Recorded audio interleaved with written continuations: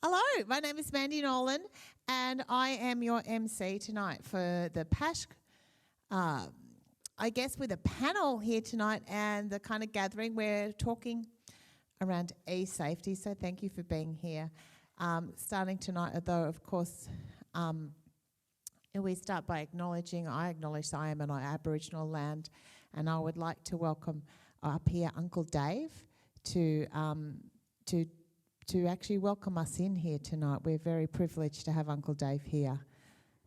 Thank you.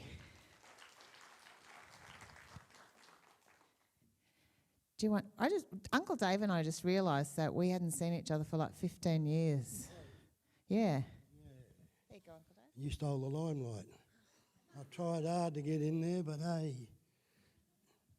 Anyway, Jingiwala, Nullingar Jogan, in the language that we weren't allowed to learn, but we survived a little bit, eh? That means welcome to our country.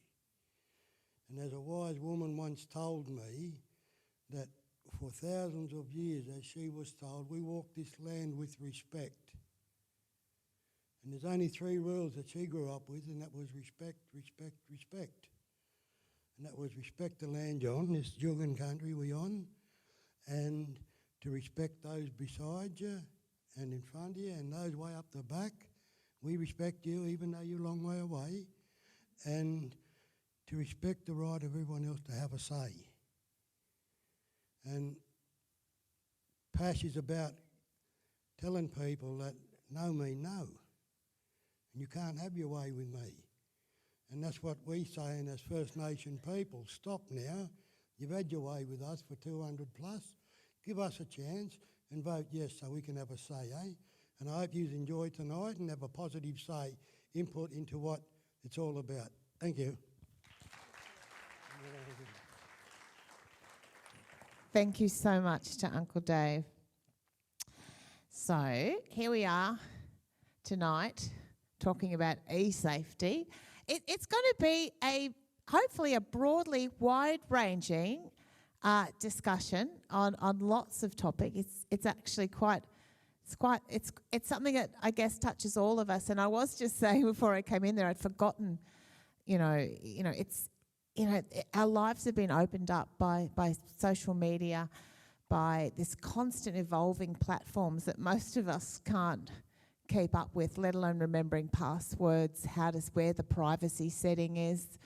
I don't even know how to get my undies on the right way half the time, let alone managing all these complex things we have to do. And I was remembering, just so you don't know as well too, I am, in case you think that nice blonde lady's gone a bit weird, I'm a comedian and a mother of 5 as well. They're in the car. As if. No, if they were in the car, they would have driven off and left me here. So they're not in the car. But I was actually reflecting back. I was talking to Franklin and JK before. I went, oh God, I remember getting this. It wasn't that long ago. It was one of those emails. And at the time, you think it's just for you. And it said, we've seen you and what you do in front of your computer. And I'm like, oh, have they? Because mainly I do a lot of online shopping. Looking for cushions and stuff I don't like. I went, oh, that's embarrassing. And they said, we've taken photographs of you visiting sites. And I went, oh God, I was visiting an IKEA site. And we obviously they meant sexual sites. And we've taken photos, I went, have we? Of you and what you were doing in front of your computer. And I'm like going, what was I doing? I was like, I was really, and then it said, then I went, oh, I get it. They said, if you don't send us, it was like $237.47.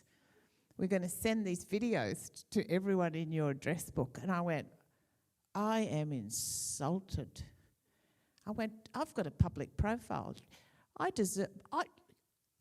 Just 237. Like, surely it should be like $1,500 or $2,000. I said, you send me the video and I'll send it out myself for nothing. I actually sent it to them. I didn't get anything back. So anyway, and then I realised, I went, oh, that's one of those weird things that goes out by a bot that probably went to thousands and thousands of people. And it's meant to make you feel unsafe. And it's meant to actually target people who may have done something in front of the computer, who knows. But it's to act on that, to basically extort them for cash. So there's so many places where things like that can happen. It's happening more and more. And so tonight we're going to be having lots of discussions about the wide range of e-safety issues. We can't cover all of them, but well, there goes my phone. That's one e-safety issue gone. We never had e-safety issues on the dial-up, did we? Occasionally someone might ring up and have a wrong number, but that was about it. Sorry, there you go.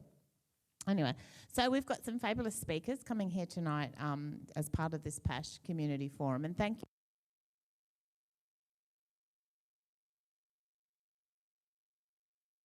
you. Is that okay? I might have turned myself off. It's not the first time. So thank you and welcome to everyone for coming here too. Thank you for being here tonight.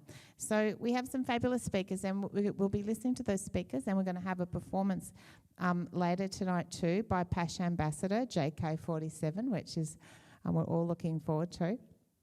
So I'd like to introduce first our first speaker is Samir Deshpande he's Associate Professor from Griffith University, who specialises or works in marketing. Do you want this? You can use my microphone. Thank you. I'm not really a speaker. I'm just here to tell you that I'm been tasked to do the boring job of evaluating what's going on with Franklin's team and his activities. So I've been doing this work with him for the last couple of years. I interviewed the consortium members who have put together this fabulous event.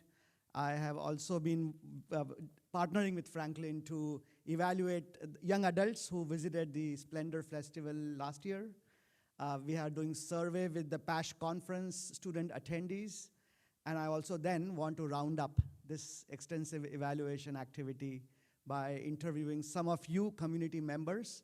So we will be sending you a follow-up email in next couple of days and invite you to contact me, and then we can have a half an hour, 45-minute discussion on your opinions about sexual health education targeting teenagers in general.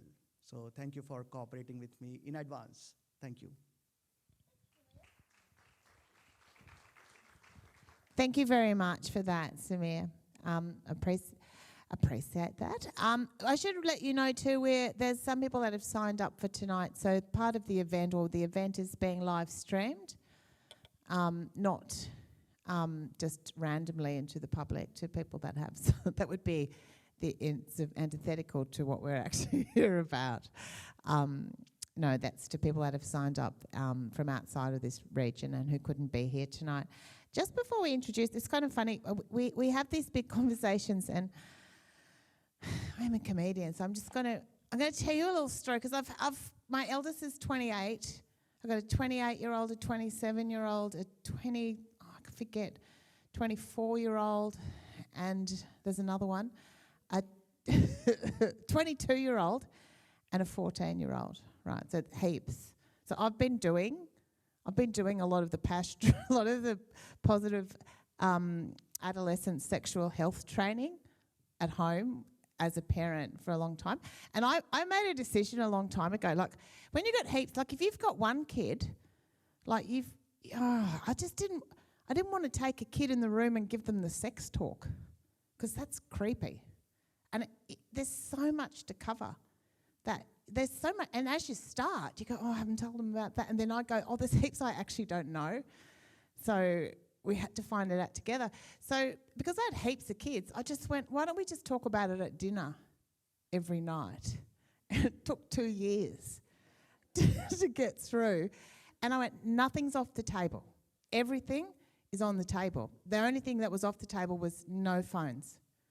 And you have to come. And sometimes at dinner you'd talk about genital warts, That's what I said. You want to find out about it? What's it from? And I went, doesn't matter. We'll find out. Someone gets to lead the conversation. I know it's not a great dinner conversation, obviously. You could have to wait for after. You might talk about, different labours of how babies come out, what it means to come out that way, or feet first. It was everyone we wanted to talk about, and it was really funny. At our house it is, actually. It's really funny. And we learned a lot, and it actually was quite a bonding moment at night. It was a bit weird for guests. Got taken in to these conversations. But it was all about normalising it and normalising those conversations in a way where there was more kids in our conversation than there were adults. So I was lucky for that. So it made them feel safe and in control. And I learnt, because they told me stuff that was happening in their lives and what was happening and what they were talking about, and the language that came from, the sexual behaviour and their sexuality, that wasn't the language from my generation. And it really helped us bridge those conversations. So this came out of it, right? I use this as a joke, but it's kind of true. So we talk about consent.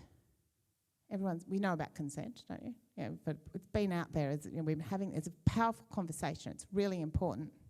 So I wanted to empower my daughters talking about consent, and I said to them, I would like you to wait till at least 16 before you have sex. I don't mind who you have it with, it's your choice. But just wait till you're legal age, so at least you can make a decision. I feel you'll make a better decision as you're older, because I want you to make it about you, not about making someone else happy. So it didn't work, because it was one of those intellectual conversations where I sounded a bit like a born-again Christian. But I was feminist mum, going, just do this, that'd be good. And the first two girls, one was, I think, 15 and 11 months. The next one was, I think, 14 and 9 months or something before when she had her first. I did find out late, I knew, because I always made them tell me, consensually, of course.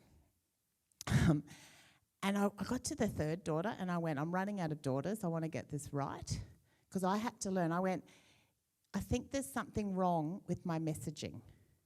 Rather than looking at them and going, oh, it's something wrong, you're about decision-making, it was what I was doing. So, and I thought, it sounds judgmental. If I think about it, it sounds like I'm being judgmental, and I'm doing it from love and care. So I went to my third daughter, who was 15 by this stage, right? And this is a little bit, she told this story at her 18th birthday because it was pretty funny. I said, sweetheart, I know you're 15, and I've had this conversation with the other girls, and it didn't go so well, but I said, I'd like you to wait till at least 16 until you have sex, and then, and then if you do, I'll give you $50. Right. And I'm not putting that out there as something that you should, I'm just telling you a true story, right? And you know what happened? It was really funny. She just went, the reaction from her, because it wasn't judgmental, it was transactional. And she went, yeah, okay. And I went, oh my God, it wasn't, I didn't give the long speech. And then another friend of mine, another mum, found out, and I thought she was going to report me or something. And she said to my daughter privately, she goes, I heard what your mum did. She goes, it's pretty funny. If you make it to 18, I'll throw in another 200. Right. So it went on. And so what happened was my daughter got to 17 3/4, right? I went, wow, this is really working. And she meets this young bloke, they fall in love. He wants to have sex. And she goes, no, I've got $250 on this. So she actually took him down the auto bank and made him get out $275. And she told that story at her 18th birthday party. And then I had to ask permission after that. I went, that's such a great story. Can I put that in my comedy routine? Because you can't make that up. I don't know. I'm not saying, oh my God, it's going out on a live stream. What it was about was changing the way you have those conversations. And I don't know, that worked for us. in a funny way. We had a laugh, and we still have a laugh about that. So anyway, there's a little joke, and I'm not encouraging you to go home with $50. Just encouraging you not to sound judgmental to your kids. So I'd like to introduce your first speaker tonight, and also the patron of PASH, well known and I think loved as Dolly Doctor, the person that has changed many people's freakouts about their bodies and how they're feeling, you know, with rational, kind, informed advice. So please welcome Dr. Melissa Kang.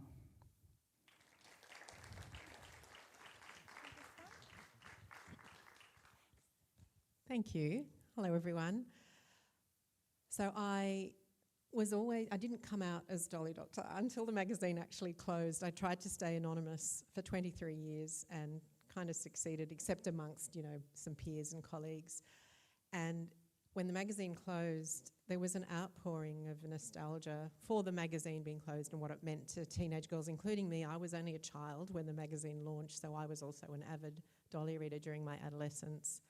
But a lot of nostalgia for Dolly Doctor, and I think the topic tonight around e-safety is just this whole new universe that our young people grow up in and learn from and get messages about sex and well-being and sexual health from that was unimaginable when I was answering questions to Dolly Doctor.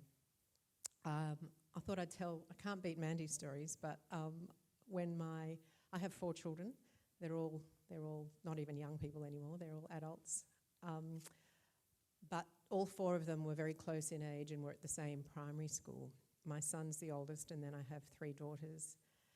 And one day, going into the playground to pick them up from school, one of the mums came up to me and said, "Melissa, you need to know that Julian has been going around the school all week saying to the other kids, 'Come and join the sex club.'" And I said, I just laughed. I said, "That's hilarious." They were not impressed. It meant nothing. I mean, it was him and 2 mates for a few days tapping other kids on the shoulder in their year saying, "We're in the sex club."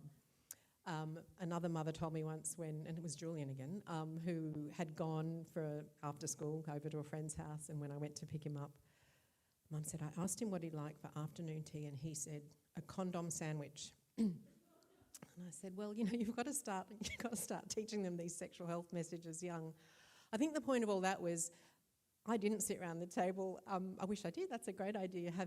We had lots of dinner time conversations, but not generally about things like genital warts or or transactional sex. But I think, and I actually didn't let my children read Dolly magazine. I had it, you know, at home all the time. I didn't actually let them read it till I thought they were ready.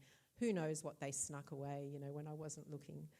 But I think the point of the story and why I was not concerned, despite the concern and anxiety of these other parents, was that I knew that they were hearing messages about sex and condoms from the world around them. I wasn't at that stage, you know, when they were in kind of mid to late primary school, really talking that much about sex and condoms to the kids. But I think it was about just saying, well, this is the world in which our children are growing up in. They're hearing these messages. I think at the time there were big billboards for Viagra on one of the main roads near our house about, you know, slow sex makes sex slower or faster or something, I can't remember. So there were messages everywhere. And making sure that when children ask questions, my children asked me questions, I responded, normalising sex as a natural human, part of being human, I suppose, and not freaking out when something like that occurred. I think they're the sort of key messages that are still, in fact, more important, vitally important now, given that our children are growing up in such a saturated, uncontrollable, really, universe of cyberspace. And so I think it's even more important now for us as parents and adults and carers to be having these conversations with children from a very young age, normalising sex and sexuality. giving them messages about diversity and inclusivity and respect, as Uncle Dave said. So Frank asked me to say a few words about PASH. I feel very old being called the patron of PASH. I'm involved in the Australian Association for Adolescent Health, and we have ambassadors, and they're young people. So can I please be an ambassador? We've got an ambassador performing later tonight. Being a patron sounds very old, but I'm extremely honoured. I met Frank at a statewide health promotion gig where I was one of the researchers actually presenting some research that I had done. And I think that few days gave Frank and others this idea about something like PASH up in the northern part of New South Wales. So I was very honoured to be invited to the first PASH Forum conference in 2014, I think it was. And what I have seen occur over this time has been the opportunity for our young people to hear from experts and people who really care about young people's sexual health and well-being. I think that's the main thing. They really care about young people having accurate information, access to healthcare, access to confidential information if that's what they need. And so young people get that exposure on that one day a year that they come up to PASH or come down to PASH, wherever they're coming from. But just as importantly has been the strengthening and growth of the consortium. So how many organisations is it now, Frank? 20, 30, 50, 40 something? Okay, that is amazing. That organisations, government and non-government organisations, so professionals, youth workers, carers, people who look after the health and well-being of our young people, have really come together over this last 9 years. And even during COVID, there were still emails going around about PASH. And I think that has really built an incredible village of professionals, and then bringing together parents and carers at these community forums, schools and teachers who sit outside of the health sector.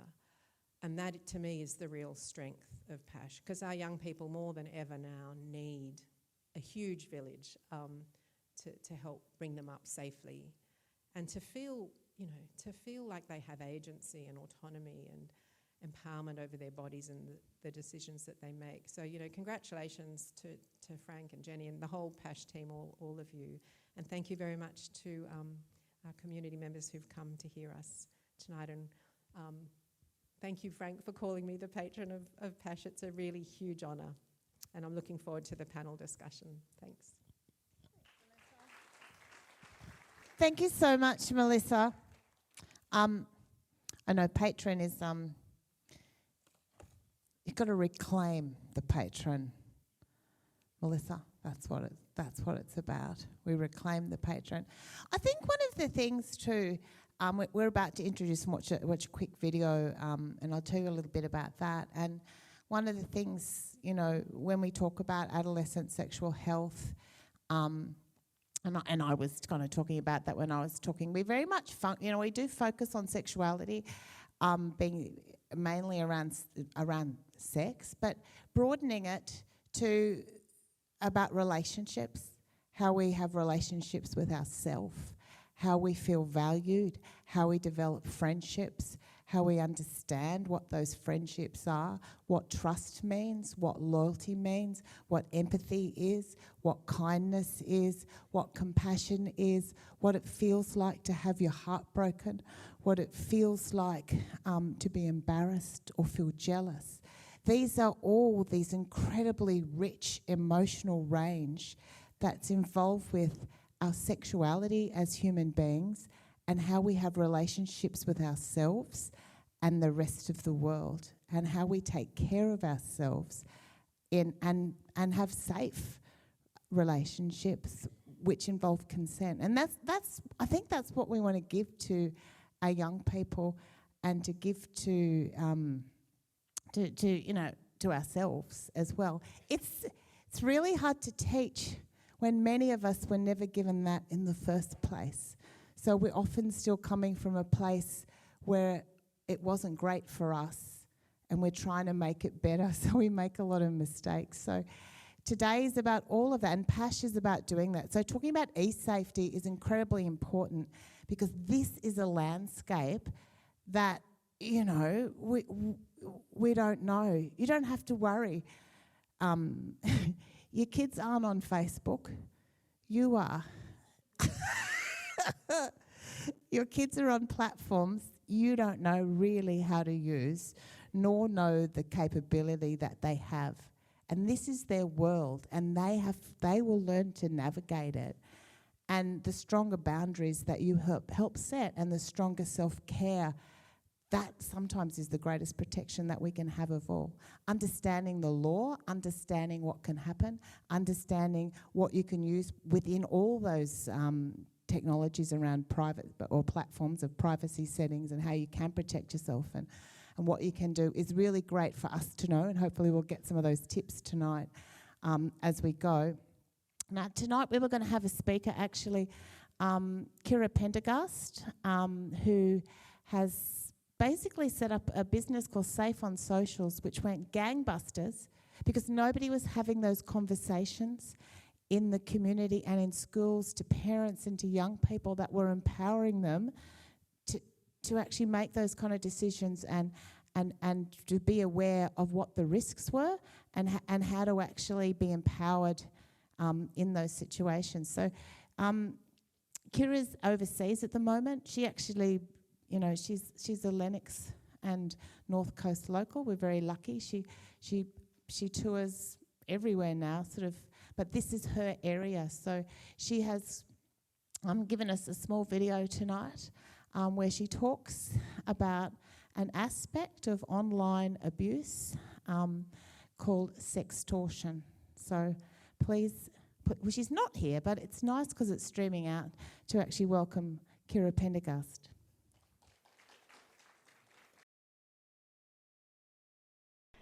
Hi, I'm Kira. I'm the CEO of Safe on Social. I'm really sorry I couldn't be there today. I'm currently working in Europe.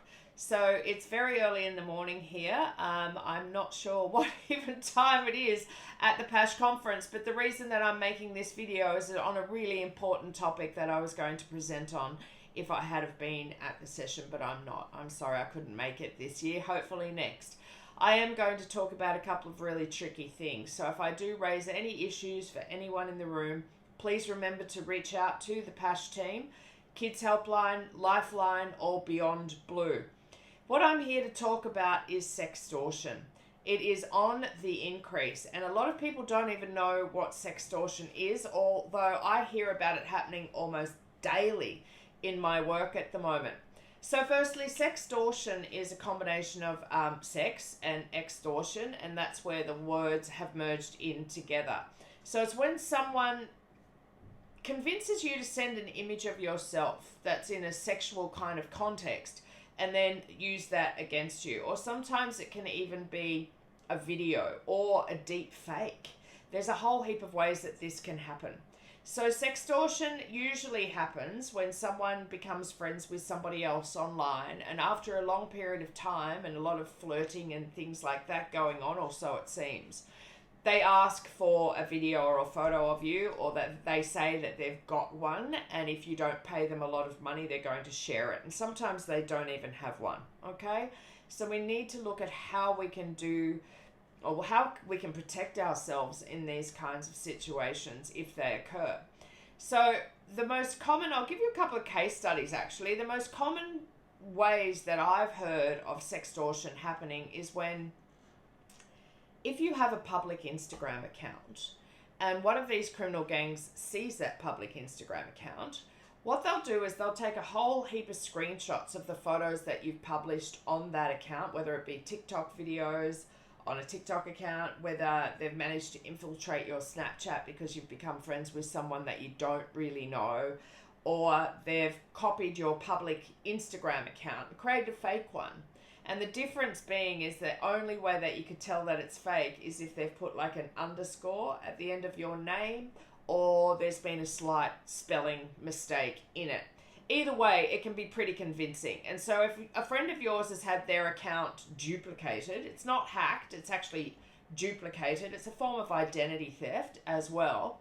And then what they've done is started sending you direct message requests pretending to be that person. And then if you got into this little flirty conversation with them because you're into them and you think there's some kind of romantic interest going on that's mutual, and you start sharing photos, they might share a photo that is a complete fake that they've ripped off the internet of somewhere. Usually they'll crop a body from neck to knee so you can't see anything identifying and say, see, this is me, now send me a photo of you. Now, if you return a photo or just send a photo because they ask you for one, yes, that is illegal to do that if you're underage. But what people don't realize is that if you are underage and you are convinced by one of these criminal gangs to send an image, you won't get in trouble with the police if you speak up. We want you to speak up. It is really important that you speak up. If what happens is, the last case that I was involved in was actually a 19-year-old man who had sent a photo to someone that he thought was a young woman that he met on a dating app.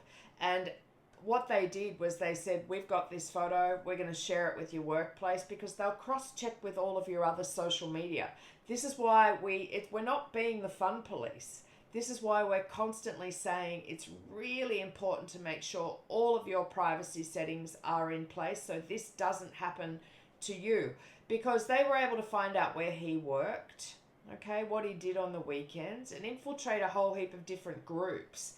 And so they said to him, if he didn't start paying loads and loads and loads of money, they would start sharing that image and destroy his professional reputation. So he'd actually paid $8,000 out before he spoke up to his mum, who got in touch with the police and they were able to help. Now, if you're an underage person, he was 19, okay? So that's a bit of a different scenario. But if you're under the age of 18, I've had multiple cases where this happens. I can guarantee you the police are going to help you.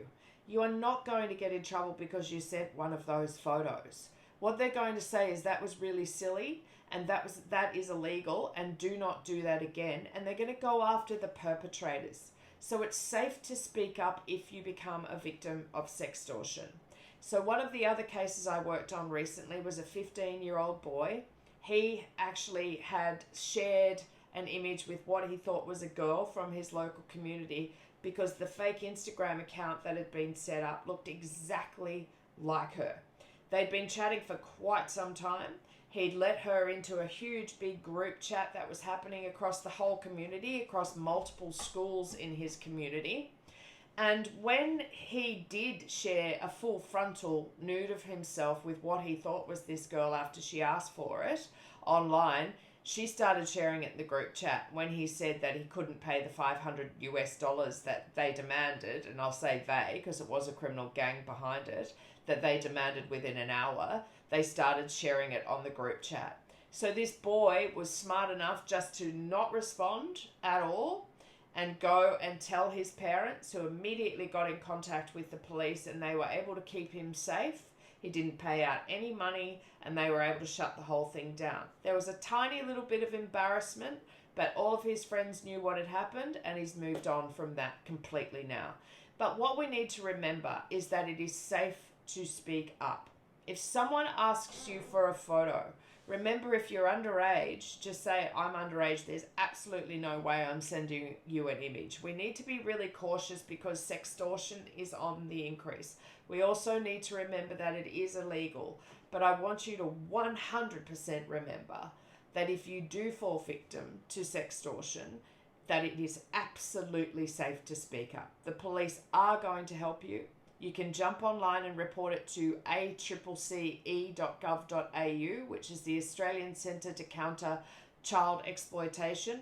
They help with this stuff day in, day out. It's not scary. They're very, very helpful. I know you're going to feel embarrassed, but don't forget to speak up. That's the most important thing you can do here. If you have a friend who you suspect is talking to someone that they may not 100% know, or you have a friend that is a victim of sextortion as well, make sure that you tell them. that it's safe to speak up. Like, this can happen to anyone.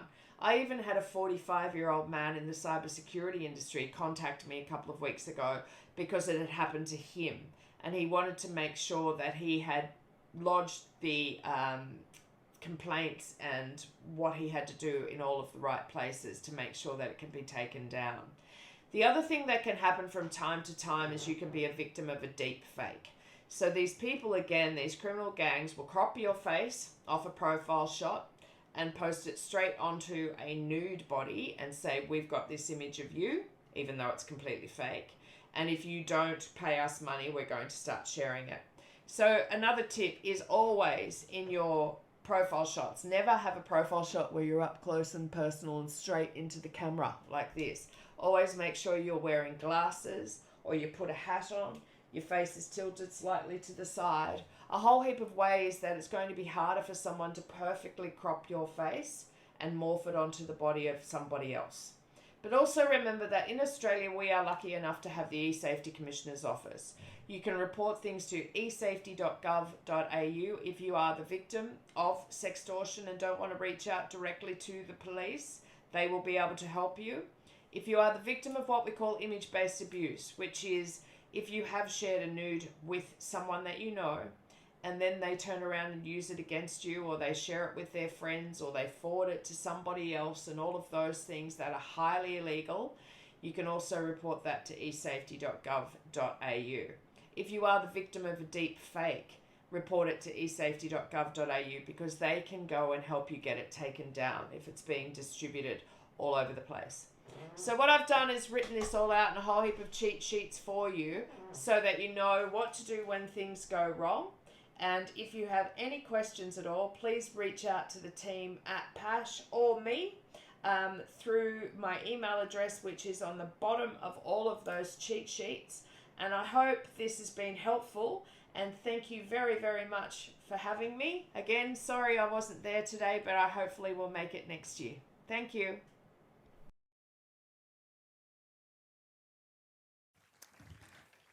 Fantastic. It's very helpful, isn't it? Lucky I've got my glasses on, so I can't be deep faked into someone. I'm a deep fake myself, probably. But no. Good advice, and it is about feeling safe, how to speak up. So our next performer this evening, our next presenter, we're very lucky to have here, and is our PASH ambassador, rapper, musician and activist from Tweed Heads, JK47.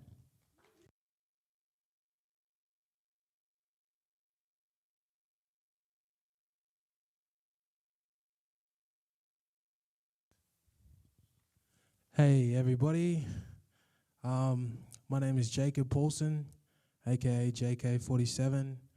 I'm a rapper from Tweed Heads, Bunjalung Minjimbu South Sea Islander man, and ambassador for PASH. I got in this in 2019, was it? 2018, with my auntie Larissa.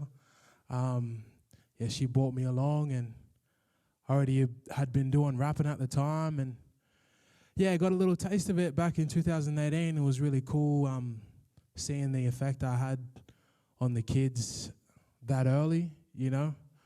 I wasn't as big as I am today, but the kids still knew me. Hey, you know, like, and that was back then. So it was kind of like the start of me seeing my effect on, you know, well, they weren't even kids, they were like, you know, young adults. And then the kids happened after, like primary school kids and that, and just the effect that I have was really cool, you know. They really listening to me, whereas, you know what it's like. Oh, I guess, you know, when people just don't have time for you, that's what I felt like I was like. That's how I felt like people viewed me when I was younger. They didn't really have time to listen, but now I'm, you know, rapper with something to say. They're listening now, and I just think it's really important that if they're listening now, I have something important to say, and I think that's, you know, what we're all doing here is, having something to say to these young ones coming up that's going to help them and, help sort out the confusion and stuff. So, that's why I came on board with PASH. I think because I have a 3-year-old of my own, I believe, and 8 younger brothers and sisters, or 7 younger brothers and sisters. I think it's very important to lead them, and to be doing what we are like right now and what people have been doing for a very, very long time, because if we're not going to do it, who will? So I just really want to commend everyone and thank everyone for doing what they're doing, because it's not a lot of kids here. It's mainly just the adults and, the people that have been putting in the grind. And, I just want to let you know, like, we doing very, very important things here. And so, just keep going. One person's going to listen, and that's all that we need is just that one. And that's all that I think is important to, like, because it's kind of hectic trying to take the weight of the whole world on your shoulders. Like, I can say that because that's what I tried to do with my music, and you just can't do that. You can't change everybody. You can't fix everything, but, you just keep going on that path that you're on. We, like, this good path here, like, where I feel like I'm actually doing what I'm supposed to be doing. What I'm supposed to be doing, where, like, I feel like I'm fulfilling my purpose in my community. That's a very, very important thing. And just wanted to say my thanks here. E-safety, I don't really go on Instagram. I don't do it because it's just too much. Like, I feel like I need to know this person first, like, I feel like I need to know who this is, because it's very easy to be pushed once you jump on there if you don't know who you are. And, that's the issue for a lot of, like, Indigenous people, because we've been robbed of that identity. Like, we don't know who we are. And when you don't know who you are, you got no foundation. And that's, like, foundation is built from, like, information and knowledge and the things that have been passed down. So when you don't have foundation, you got nothing to stand on. You just sway very, very easily to whatever and whoever. But, that's what I feel like culture did for me. That's why I rap about culture. That's why I represent it, because I feel like I got a sense of who I was. And when you know who you are, you know what you're meant to be doing, and you know how you're meant to be treated. You know how it is meant to be, so that if anything is out of line, you know that in your mind and in your heart, nah, this ain't right, and I don't need to be here, because, I'll get into it, because I only got 15 minutes up here, but watch this. Play that first track. This one I called Wings, because I wrote it for my little brothers and sisters, also just the younger people in the community, the younger generation that have been through the same things that I've been through. Try and give them wings to help them fly out. So it goes like this. Look, I feel like I've been behind, damn it, all my life. Stuck up in the grind, ain't got no time to shuck and jive. Government full of lies, secretly seeking out a minds that don't want us to strive. They need us toe on the line, so now we searching for a hive without a word from the wise. Survivors since they came and tried to murder my tribe. A juvenile until I found a way to murder this mic. A way to harness all my darkness and turn it to light. No doubt I know we bound to make it out alive, but if you're doubting what you're doing, you ain't doing fine. Best to put that bullshit aside if you want to do this right. And if you don't, you mustn't want to like the other goddess, using his time trying to elevate to a suit and tie. lie.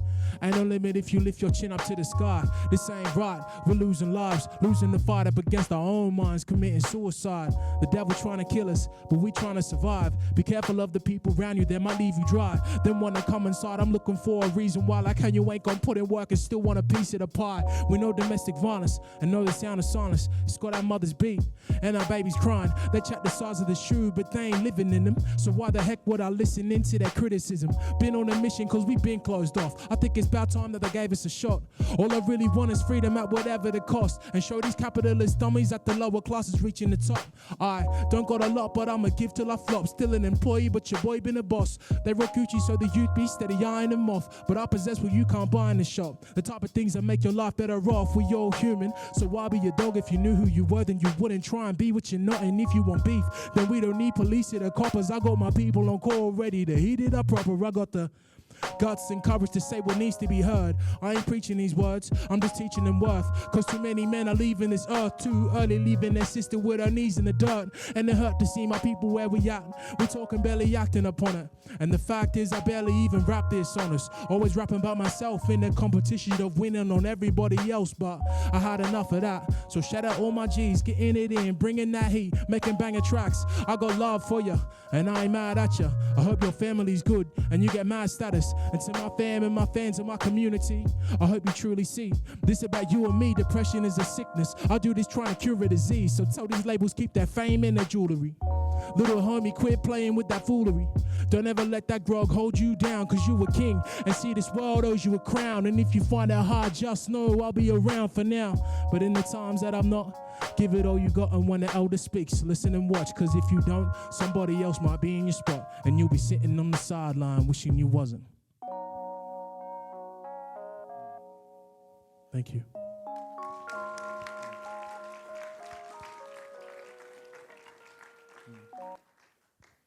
Yeah. So there's another one. There's one more track that I'm gonna play for you all. This one's like a version that we did at Triple J. Hits every time. Every time we perform this song at a live show, it's like crazy. You know, everyone just coming together and connecting. And I come to think about the lyrics, and it's just really, just goes anytime, you know, like really, really, yeah. I love this song, and I love what we did with it. So, yeah, this is Changes, like a version. Yogan, ya you wala, nungung you wala malamai. Yogan, ya you wala, nungung you wala malamai. Yogan, ya you wala, nungung you wala malamai. Yogan, ya you wala, nungung you wala malamai. Yogan, gagi wala. The sun is setting. Nungungi wala malamai. Let's go back to the fire. Come on, I see no changes. I wake up in the morning and I ask myself, is life worth living? I can hardly tell. Cause everywhere I turn, it's another assumption. In this world, it's hard for a brother to function. Cause I don't care about a black man, so I keep my foot on the pedal, never relaxing. Look away to you, tell me who the hell cares. Gas cops were never worried about our welfare. Judged and assumed that we hardly knew. Split us apart, now you argue the path I choose. Well, what kind of choice do I have? I got a target on my back because I'm black, I'm asking you. Could you understand why we stay confused? I don't do it for the fame of jewels, and the truth is I'd love to go back to how we used to live, but things change, and that's the way it is. Yeah, that's just the way it is. Things will never be the same. That's just the way it is. And still I see no changes, and they can never give me a reason.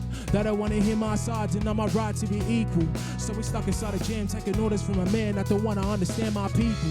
That who we are fell apart, now it's darker and harder to see what the use is. But my mind is my weapon, I'm a user. Otherwise I lose to get used for amusement. Because I'm black when I'm mad, it's an overreaction.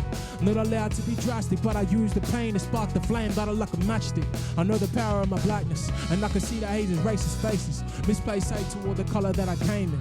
Though we make mistakes, I pray a change appears until it does. It's just the way it is. It's just the way it is. Things won't be the same. It's just the way it is. We gotta make a change. It's time for us as a people to start making some changes. Let's change the way we eat. Let's change the way we live. And let's change the way we treat each other. They said the old way wasn't working. I guess it's on us to do what we gotta do to survive.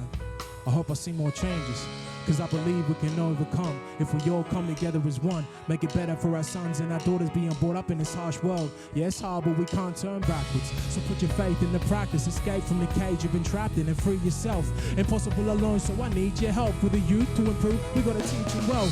Cause racism isn't born, it's taught. Talk the talk, then you walk the walk. But the ability for change is within you. Let's put aside our pride and try to face all these issues. People operate the easy way, cause it's easier to hate than to say that you made a mistake. But be real and together we can heal and rebuild. Cause if we don't, it's just the way it is. It's just the way it is.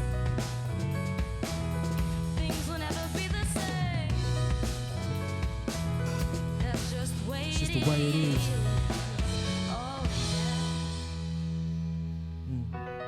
No, thank you for having me tonight. I appreciate bringing me along. Thank you, Annie Riss. Thank you, Franklin. Means a lot for me to be a part of this tonight.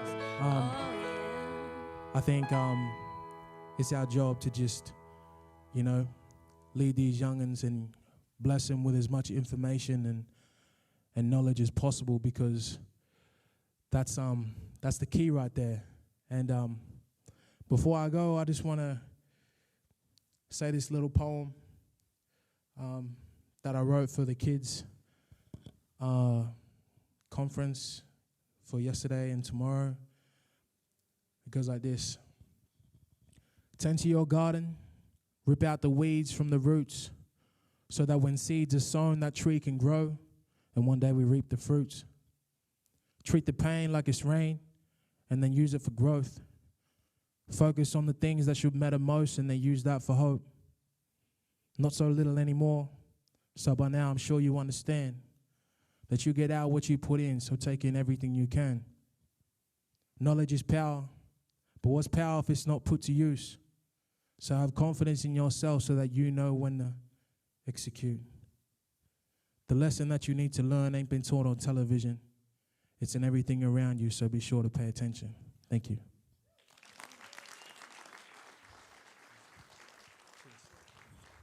Oh, please put your hands together again for Jake. Jake A47. Okay. Now, I think when the panelists come up, I think we'll leave. I'm not quite sure. I'm going to push back a little bit so I can see people. But I'd just like to welcome to the stage our panelists for this section. And if you've got any questions, we'll get going. But let's start the conversation, then get some questions. Because don't worry, I've got heaps of questions if we don't get to it. So please welcome back to the stage Dr. Melissa Kang, our PASH patron, Tracy Randall from Randall Legal, a specialty in criminal law, Jane McGowan, a social worker whose specialty is consent, Gian Smeister, Regional Youth Community Coordinator from the Office of Regional Youth, and Jake. I think you're all, and of course we also have Megan Hall, who's a parent, and Rachel John, who is a 17-year-old student from Lismore. Thank you all for coming and being here. We'll watch you all assemble. You can sit wherever you like. Yes, what we'll have to do is pass the microphone along. We got one for the other side down here. Oh, thank you, Dave. So Kira was talking about speaking up. So I guess because something to actually make sure we're not experts in e-safety here. Everyone speaks from their own expertise, whether it's legal, whether it's in, social work, whether it's as a parent, whether it's, as a young person or as an ambassador. So we speak from that. We're not the e-safety commissioner. So just bearing that in mind, I wanted to throw open to the panel, and this is one of those panels where if you want to speak, then just kind of throw your hand up. We'll get the microphone to you. But what do you believe we need to do to encourage young people to feel safe to speak up? And who are the communities that have the most barriers to that safety to speak up, in your experience? Anyone? Hi, I'm Jane.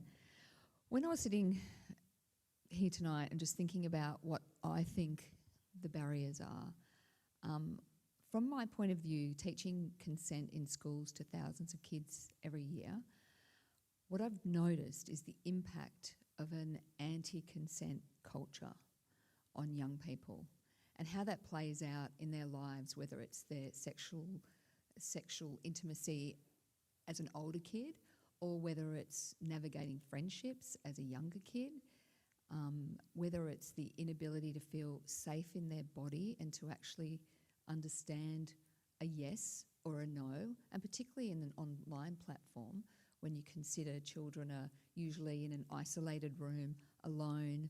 This anti-consent culture makes young people incredibly vulnerable to grooming. It makes them incredibly vulnerable to coercion and pressure.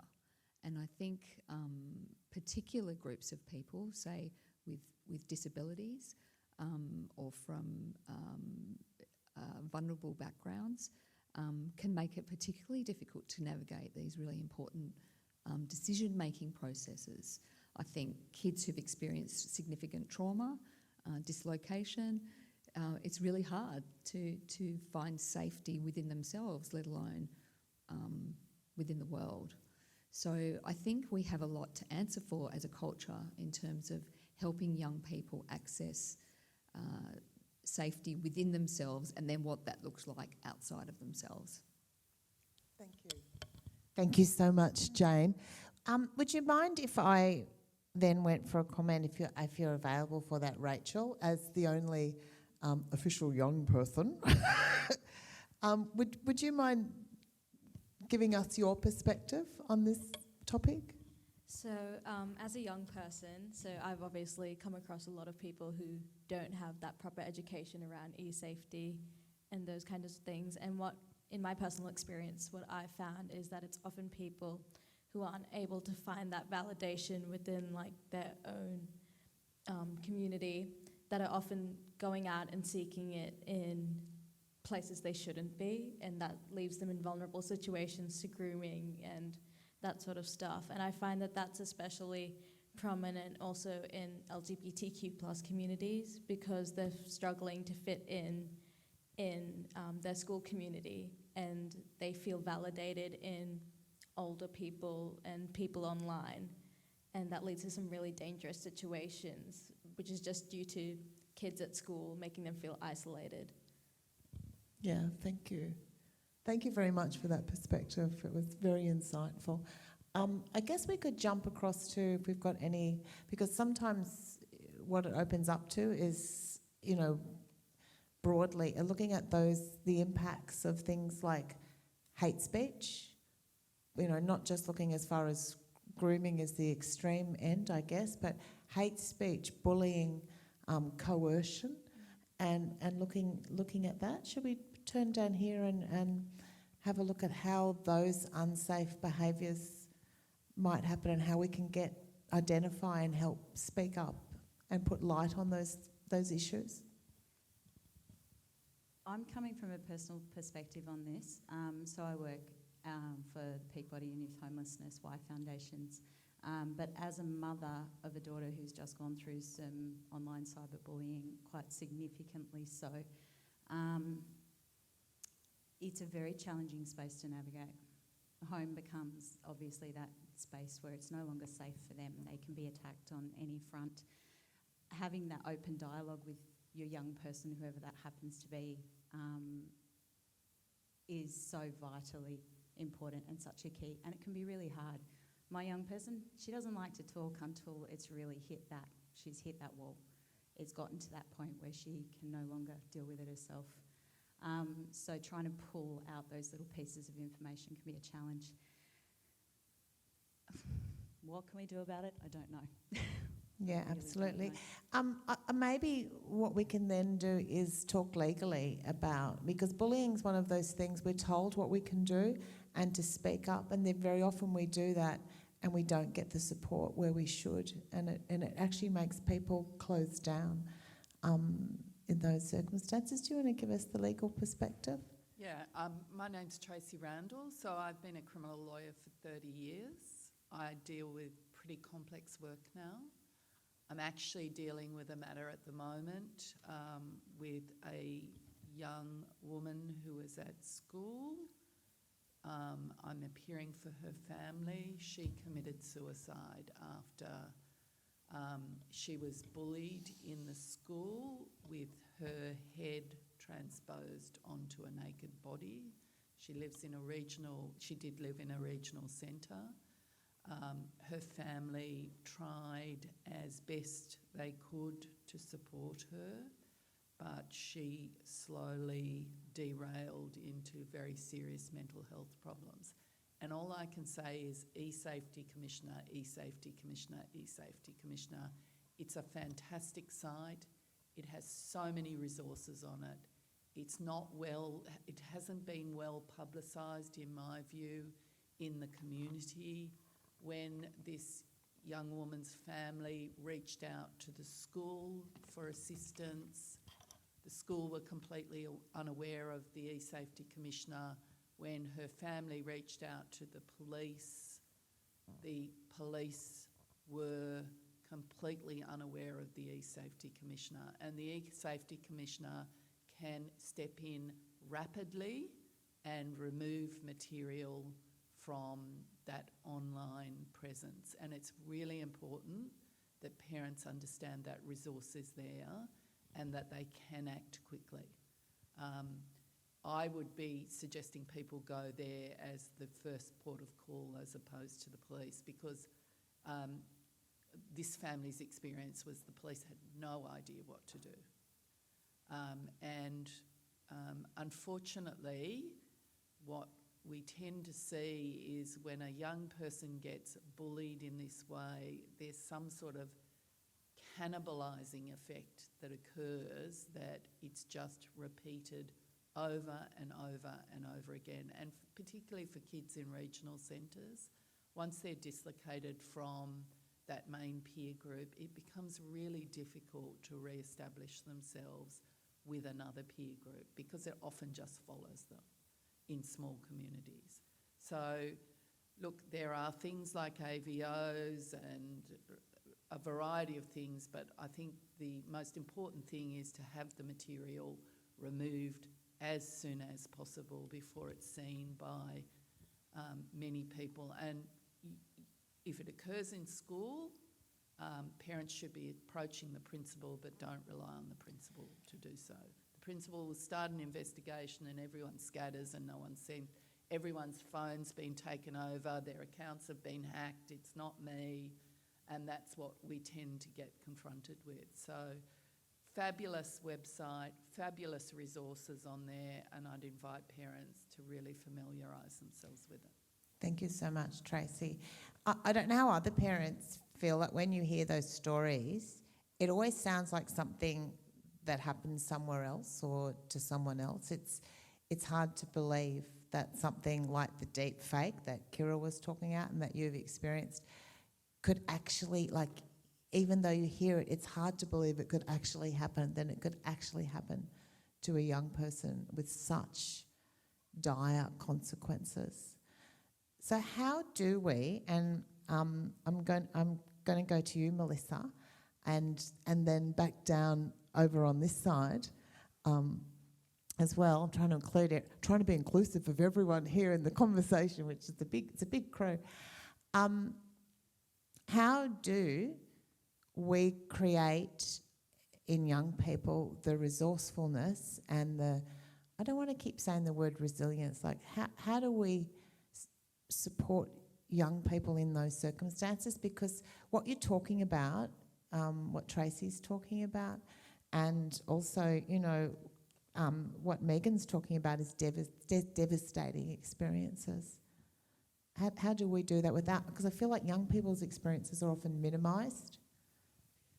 Yeah, I think I still practice as a doctor with very disadvantaged young people who've had a lot of trauma and who, I don't like this word, but who are marginalised from whether sort of mainstream school or from families sort of isolated. So I work as a doctor with those young people, and the rest of my work is as a researcher and lecturer at university. And I think that what we know about adolescence as a stage of development in life is that it is a time of second chances. And so we invest an enormous amount in my clinical job and in research as well. We try to invest in seeing adolescents as, and these are young people who've had have a lot of complexity, have had a lot of trauma, and certainly some of the young people I see are also cyberbullied and victims of bullying all the time, and there seems to be sort of very ineffective responses from schools and sometimes from families as well. But it's looking for points of connection, I think. So if I go back, though, to earlier in childhood, I think most young people come from loving, supportive families, and I think can't emphasise how important it is to start as young as possible. And if we're talking about e-safety from a sexual consent perspective, or, you know, sextortion, all those kinds of things, I think that one of the really important preventative things we can do as adults in children's lives is to start teaching young people a couple of things. One is to find language to describe how they're feeling and how those emotions are felt in the body. So from a really young age, kind of mindfulness teaching and emotional awareness, and giving young people, helping them find language and words to express what it is that they're feeling. And the second important thing we can do from a very young age is to teach them bodily autonomy. And I think we're becoming really aware of this now with all the stuff around mandatory consent education.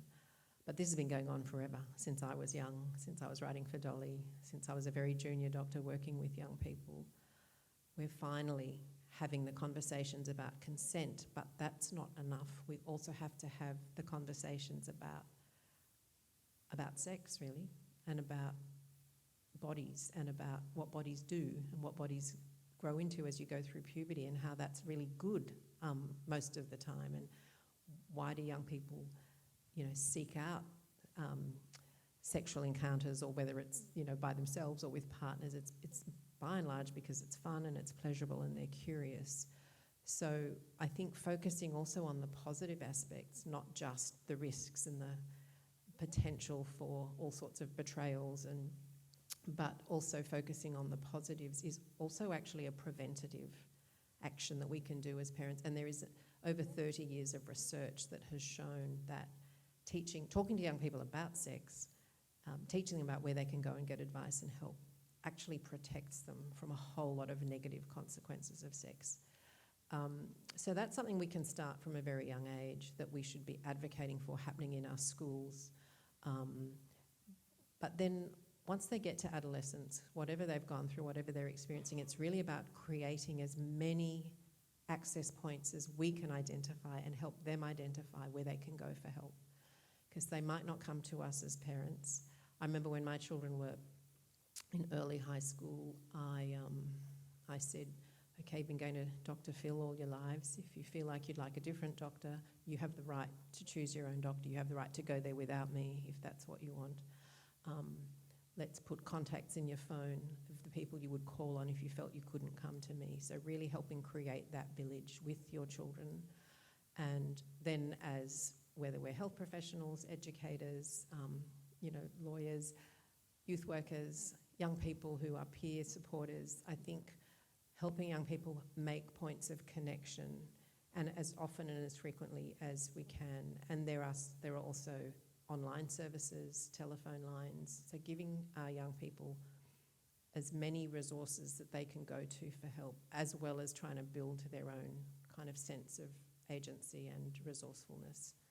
So I'm answering that in a very general way because I think sometimes it just feels too big and we feel overwhelmed. I certainly do. When a young person comes to me and said that they've been cyberbullied for the last 4 years and they don't go to school or they sit in the library at school and the school's done nothing, I know sometimes the school has tried really hard, but it's beyond them as well. So it's just about making connections and links at every possible step and making sure that there is a kind of community of caring adults to support them. Thank you. Thanks, Melissa. We are talking about a very vast topic and there's no way we're going to touch the sides on all of this. You did say something in that, Melissa, which I'd like to actually reflect over to Guian. And that is around the sense of getting, very often there are definitely schools and teachers that take it seriously and act on it, but very often they don't have the infrastructure or the capacity themselves or even the knowledge to even know how to do it. How can we then, support young people's safety by supporting those people in those primary positions of caregiving and teaching? It's a fantastic question. Thank you. I just thought of it. Yeah, you nailed it. I really want to go back to a couple of points that Melissa raised and carry on from that because it actually takes a village to raise a child quite often. So I actually, prior to being in this role, I was a student support officer. I worked in a high school. And we had a sextortion incident that had a ripple effect across multiple schools and actually impacted a very large number of young people and had significant impact on their well-being. So my role with the Office of Regional Youth is to create favourable conditions for young people to thrive and to build community around young people. So those touch points in community is really, really important. And helping support communities to navigate opportunities where young people can seek good quality information and support. There is often a narrative that exists across communities in multiple regions, but certainly in the Northern Rivers, that there are no services available. There is nothing available for young people to access.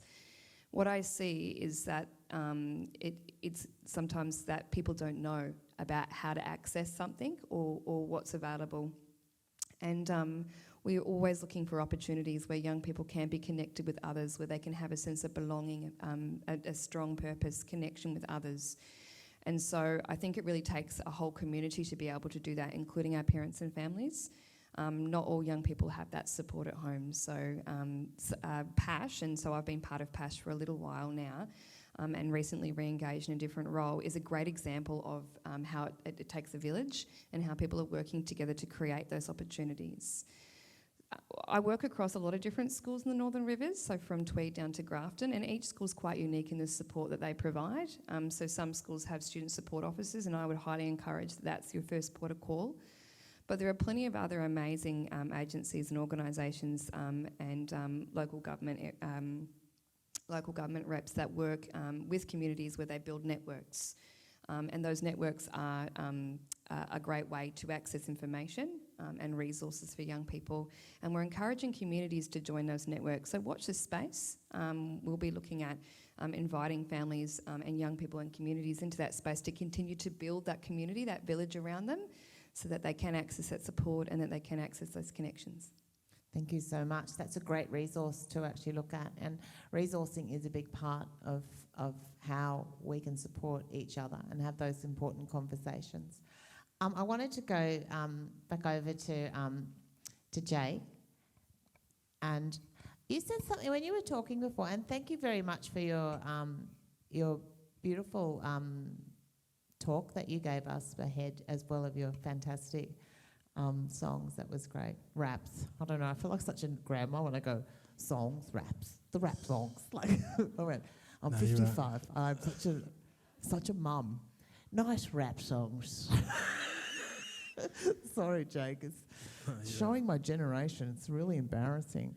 But Jake, you said you were talking about that you don't go on social media and Instagram, and I really wanted to hear a little bit more about that, because I think you gave us a real insight then about what it is to know yourself, like, because a lot of those sites are full of filters and ways of representing. Do you mind elaborating a little bit more around the kind of impacts that you might have on people, particularly, you know, Indigenous people that don't often see themselves represented in these places, in these kind of shiny pictures of what people's lives are supposed to look like, so-called?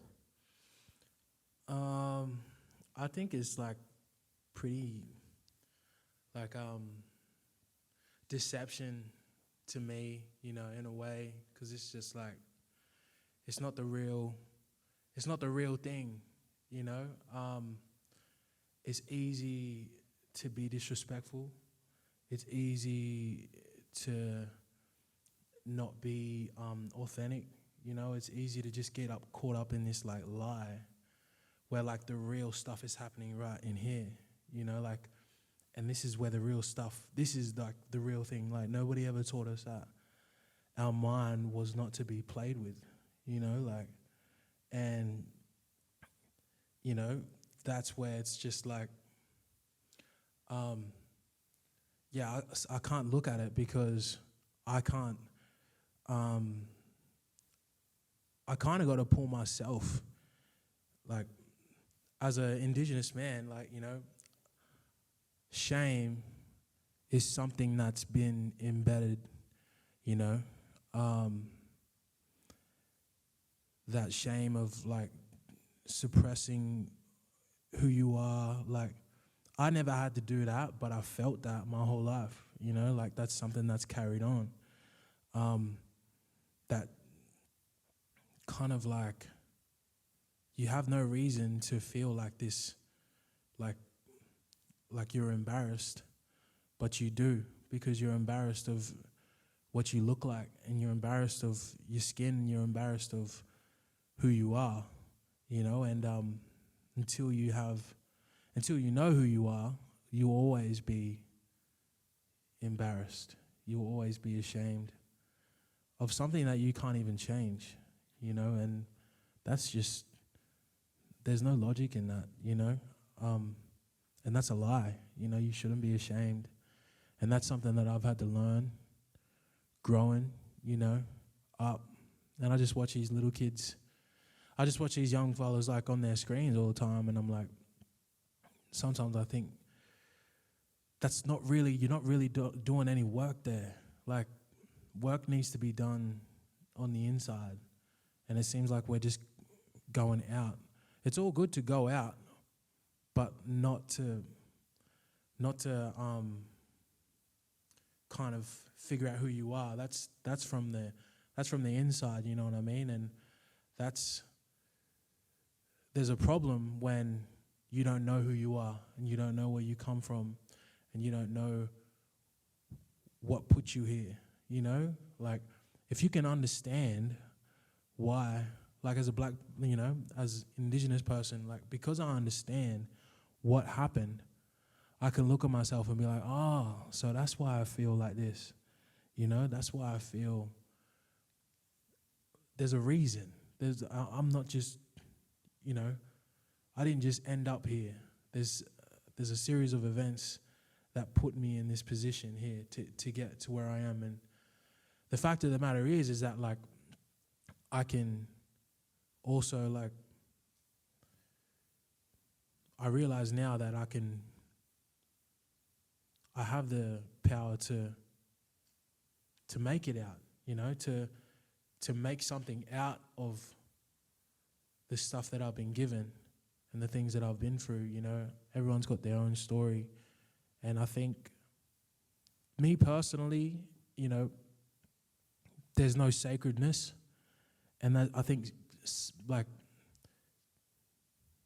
something being sacred means it's special, you know. And, like, sex is something special, you know. That's how I got blessed with my son. And I don't take that lightly. And so it isn't something to take lightly. And there is conversations. We do need to have conversations about it, however they need to be. But I really think that, like, exactly what you were saying before, that it takes a village to raise a child. I fully believe that. And also thinks it takes I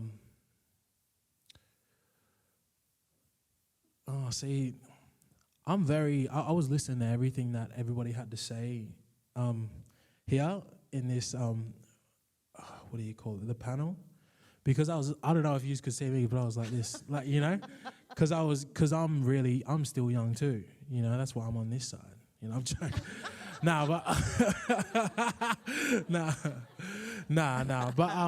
Yeah, like, to be honest, I don't know all the answers. Like, I got a 3-year-old myself, and I know that, like, I can't go looking for answers on there, you know. I got to look for answers, like, the answer's got to be real, like, right in front of me here. And that's life, yeah. Like, the things that we go through in life end up being our answers, because we take away lessons from these things. And you're going to make mistakes, and you're not going to, you know, you're going to fall over sometimes. You're going to send this here, do that there. Like, haven't been that smart on, you know, online as myself. But in saying that, now I move different, because I'm just like, it's not where I need to be right now. I need to be all good up here and all good in here. You know, that's what I need to do to be able to be this person that I am. And I always used to talk to get my point across, but I've realized that, like, you know, it's more effective for me to just do music. Like, as in, I'm a good speaker, but yeah, like, I like music because, and I like poetry and that, and rap, because I can say what I say, like, through my music and that. But yeah, I've gone on a tangent. No, you know what? I love what you're saying. You're saying a lot. Yeah. And I think it's really, well, it is about knowing what's real and what's not real. Yeah. And knowing what's important. I think it's also, you know, understanding the importance of making mistakes, learning, and then understanding what has meaning along there too. So I think there was. I'm so glad that you're actually communicating a lot of this, you know, in your rap songs, in your music. Yeah, it's incredibly important. They're important conversations that I love. I often say too, we always talk about it takes a village to raise a child. I sometimes think the opposite is true also, that it takes a child to raise the village, that we become better when we start to focus on the lives of young people, something bigger than our own narcissism. Shame is something you picked up on too, which I think we're seeing in a lot of social media when used negatively. It weaponizes shame to hurt people, and it can be used positively, social media, to celebrate, to share pictures, to do good things as well. Like, we're never underestimating the good stuff. But yeah, it's a big story. Now, we've got a little bit of time. I want to do 5 minutes of questions, if that's okay. Are we okay with that? And then, because if there's any questions out there, right at the back. This is like Jerry Springer. I hope it's not like Jerry Springer, actually. Thank you. I've been busting to stick my hand up and ask the question about children and young people in out-of-home care. They're some of the most isolated people in our community. They are at higher risk of social isolation and disengagement from education. I'm just wondering, what are we doing as a village to reach those kids? Because they're also probably the most vulnerable people interacting online. Sorry, it's really hard talking on the mic. Is it okay if I don't use the mic? I think the fold back is, so what I'm wanting to ask is children and young people in out-of-home care also, one of the only places they find they can connect is online. I work with a social worker with children in out-of-home care. Recently tried to support that person to access a local community service, but because they were deemed as too high risk, they were unable to join the social group, and it was an LGBTQI community. This young person's coming out as trans as well. So one of the things that I struggle with is accessing services for these kids, because they're not going to be going to high school and therefore they're missing out and falling through the gaps. Yeah, I can definitely speak a little bit to this. I can speak from a number of different perspectives. So I've been a kinship carer and I've been a kid in out-of-home care. So I'm very passionate about this subject.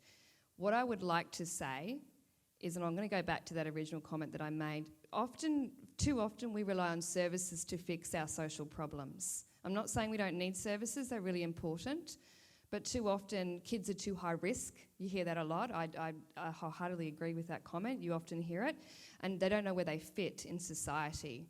And that's why it's really important that we actually go back a little bit to our village and we start to build it and create it, because everybody else, in some communities I find that people are in a waiting place. They're waiting for somebody else to do something.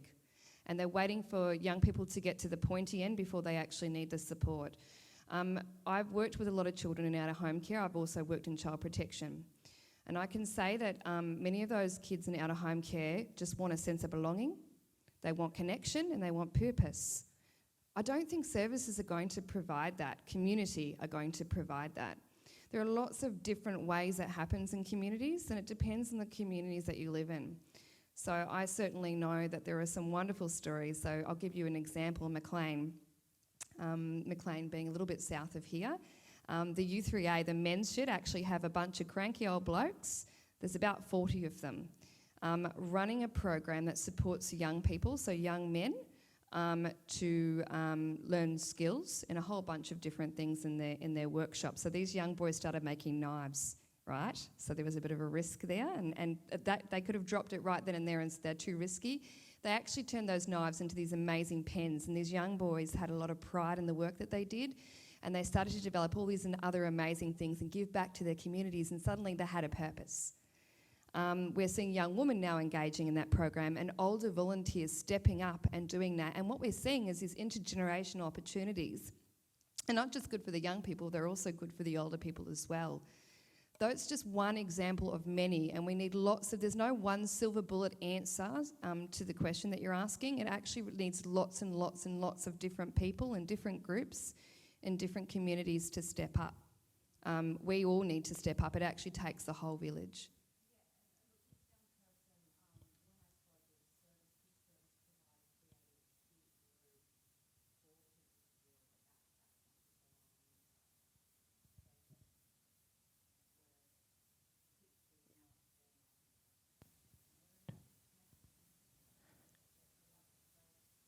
Some of the best examples that I've seen of LGBTIQ+A support has been run by people with lived experience in communities and supported in ways that are not like what we would usually see in a service setting. Examples being, where you've got businesses actually supporting young people to come along and feel safe in social groups, supported by volunteers with lived experience under an auspice of an organisation. So there's lots of different models that work really well in communities. In my role, if someone's got an idea and it supports young people, we want to hear it. So certainly in this community, if you've got that example, please come and share that with us. We'd love to hear more and have a bit more of a yarn about it. Thank you. Thanks so much, Gian, and great question.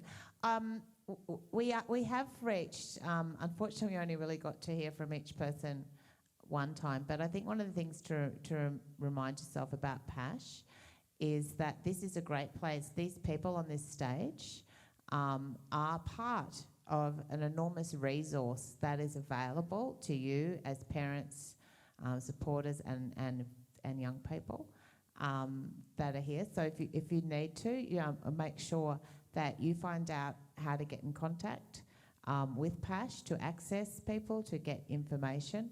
Also, the e-safety commissioner, which I know Tracy talked about.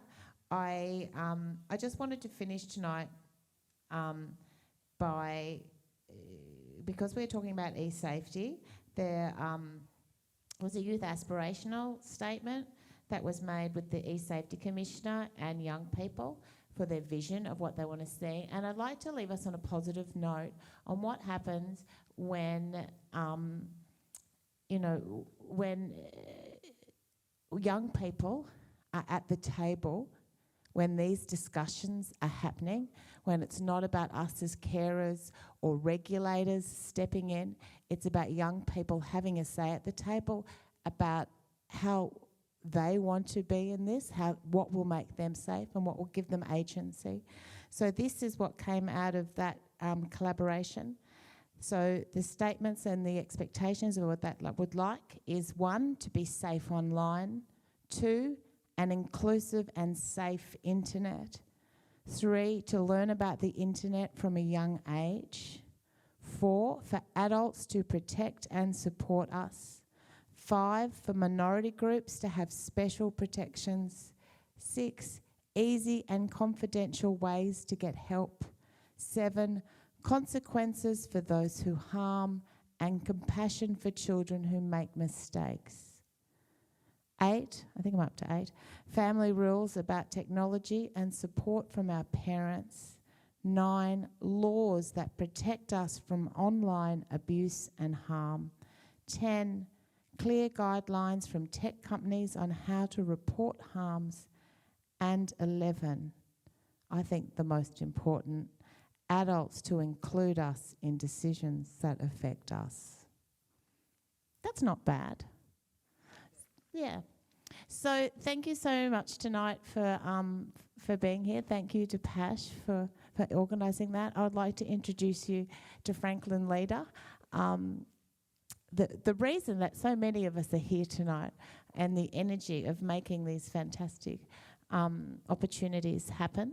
So I'd just like to hand over quickly to Franklin. I can't see very well. I think I can see 200 people sitting there. That's fantastic. I just heard my name a few times mentioned. Franklin did that. So I took a bit of credit because I was a health promotion officer 10 years ago, and the idea of working in the sexual health and this kind of area, and when it comes to this area, being a parent and being a worker, and when I see certain things are happening, so naturally you go and try your best. So I was feeling a bit, not embarrassed, but I just thought, I just wanted to, I normally don't get up on the stage and talk about it, but I really thought that it's important to recognize the fact that I had an idea, and of course, that conversation with Dr. Kang, and then the rest of that was a bit of a history, but I was hugely, supported by, those days, it's a concept. People don't believe it, and because it hasn't happened, but it's not a rocket science.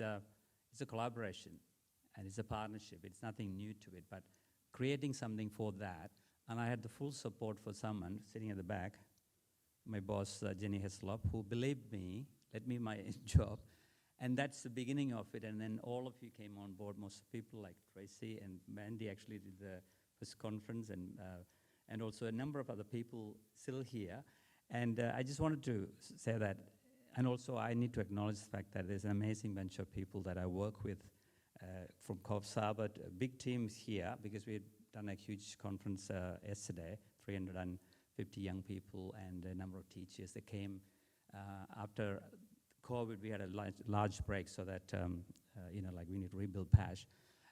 But I just want to acknowledge that I'm lucky that it's supported by amazing people, and also thank you, Larissa. You're the reason why Larissa and Jen and I, and amazing young man, and now it's incredible that what you're saying, and all the panel members and Uncle Dave and all the people, and also all of you. It's great to see you all, and met some of the people like Sue sitting here. It's incredible to see that, because this is that village story. We just want to create this because we live here. We can see a lot of, I don't know, bullshit in terms of, I was trying to find a better word, but that's what it is. That's the best word, Franklin. And it is not happening for young people and families. And this is specifically, we have a forum for young people, but also a forum for parents and teachers and workers. Supporting the support system is key to PASH. And there's nothing like PASH anywhere, I don't think, in New South Wales and in Australia. Hence the reason why Griffith University Business School came on board to evaluate the whole model from every bit of it, so that, thinking about the scalability to use this model as somewhere else, that's the whole thing. So I just wanted to thank again, and also Dave and Bernie, really appreciate, because there's no glitch. It's been amazing. You're the reason, we can sit comfortably and make it happen. And also all the partners, there's a final slide. I think there is from Headspace, from Port Macquarie to Tweed.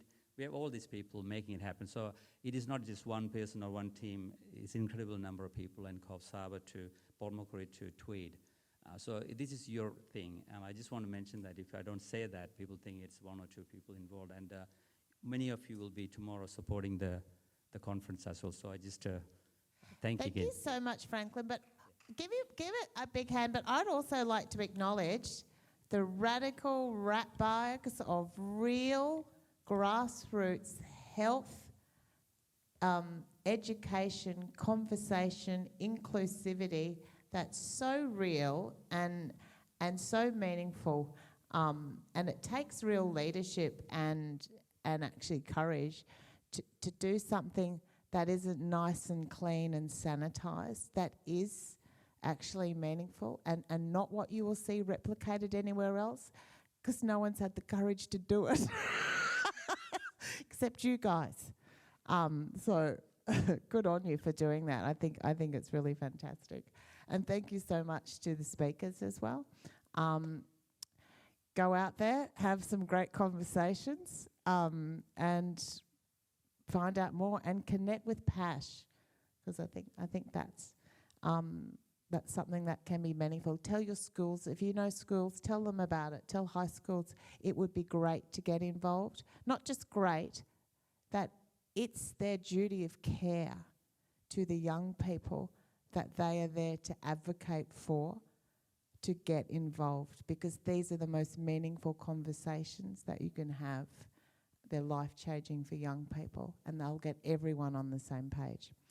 Thank you very much. Put your hands together for the panel, and thank you.